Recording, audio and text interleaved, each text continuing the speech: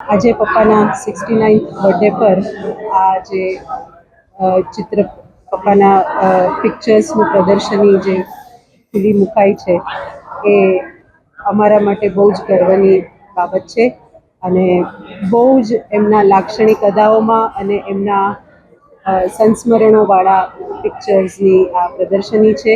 હું બધાને અનુરોધ કરીશ કે આપ જરૂરથી પધારો, નિહાળો અને પપ્પાની આપણે યાદોને સજીવન કરીએ એ જ અભ્યર્થના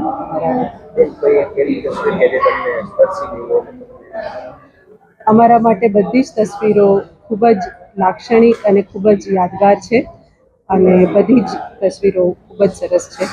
મને પર્સનલી જે ગમે છે એ પપ્પા જે વિજય સર્કસમાં હાથ ઉપર કરીને ઉપરથી જે લેવાયો છે ફોકસ કરીને એ મારો પર્સનલ ફેવરેટ છે, પણ બધા જ બહુ જ સરસ પિક્ચર્સ છે. આપ જરૂરથી નિહાળો.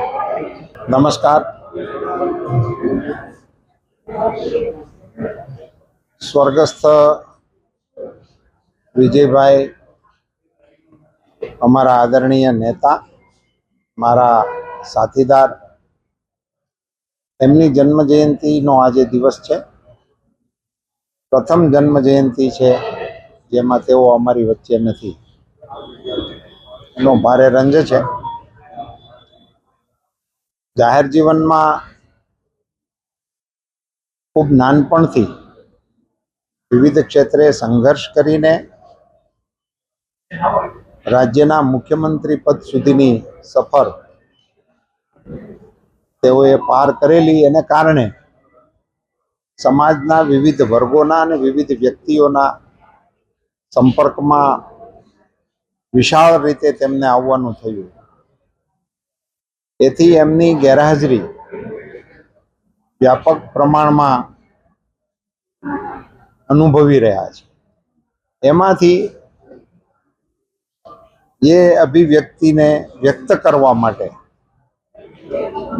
દેવેનભાઈ અમરેલિયા જે તસવીરકાર છે, એમણે લીધેલી તસવીરોનું પ્રદર્શન અહીં રાજકોટની આર્ટ ગેલેરીમાં આજે એમણે રજૂ કર્યું છે. આ આર્ટ ગેલેરીને સંભાળવાનું અને સાચવવામાં પણ વિજયભાઈનું યોગદાન હતું. એટલે ત્યાં આ પ્રદર્શનીને યોજાય એ પણ એક યોગ ગણી શકાય. પ્રદર્શનીની જે વિવિધતા છે એમાં સમગ્ર પ્રદર્શનીને જો જોવામાં આવે